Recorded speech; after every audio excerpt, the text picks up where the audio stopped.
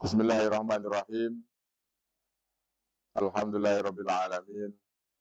Syahrul Ramadan alladzi unzila fihil Qur'an hudal linnasi wa bayyinatin minal huda wal furqan.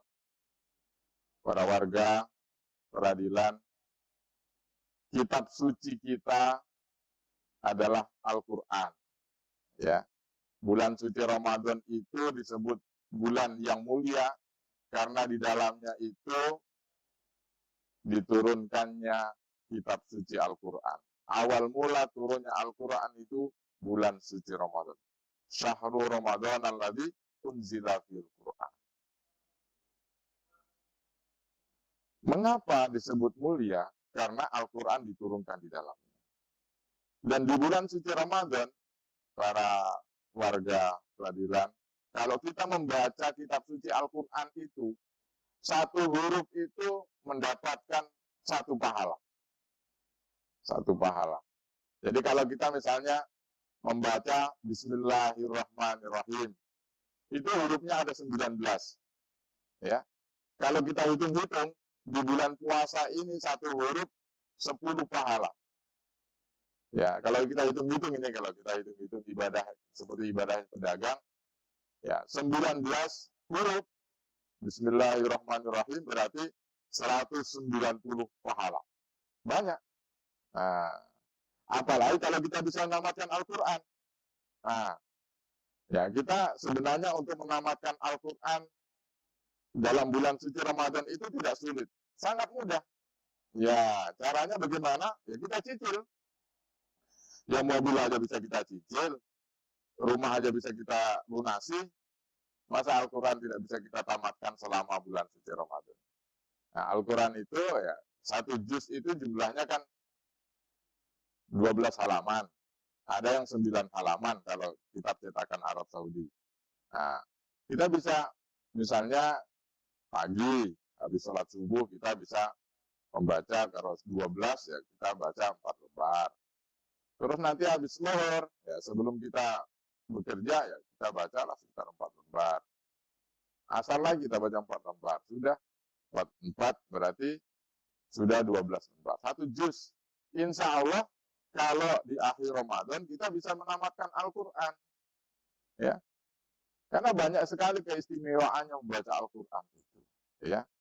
Satu huruf di bulan suci Ramadan 10 pahala. Berikutnya, keistimewaan orang yang membaca Al-Quran itu adalah orang yang senantiasa membaca Al-Quran. Ya.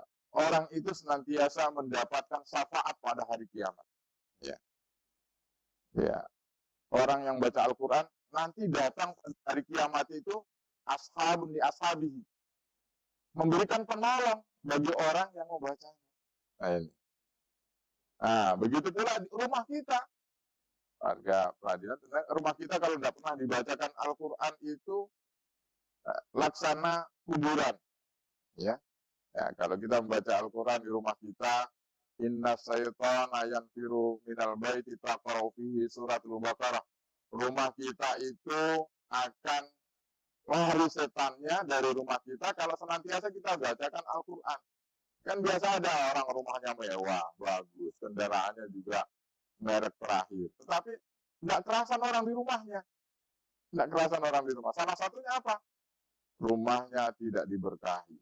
Rumahnya banyak dedemitnya. Rumahnya banyak kuntilan, banyak setannya. Makanya dianjurkan, ya, Makra'u fihi suratul Baqarah. Inna syaitana yanfiru minal baiti. Sesungguhnya setan akan lari dari rumah kita kalau senantiasa dibacakan Al-Quran. Nah ini. Ini pentingnya. Kemudian, orang yang senantiasa membaca Al-Quran digolongkan orang yang paling baik, yang terbaik. Khairukum man ta'allama Al-Quran wa 'allamahu. Orang yang senantiasa mempelajari, membaca Al-Quran, dan apalagi kalau bisa mengajarkannya, menjadi orang yang paling baik. Khairukum man ta'allama Al-Quran wa 'allamahu. Sebaik-baiknya kalian adalah orang yang mempelajari. Jadi kalau kita masih bacanya masih terbata-bata, nggak apa-apa. Itu sudah ada pahalanya. Ya, sudah ada pahalanya. Apalagi kalau kita semangat belajar.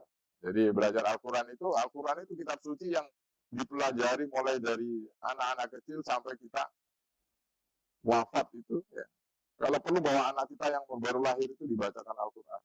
Bahkan dalam tradisi, ya, tradisi kampung saya, ya, orang yang baru di dalam perut itu, ya, sudah senantiasa dibacakan Al-Quran, terutama surah Maryam, supaya nanti jadi anak yang soleh seperti Siti Maryam.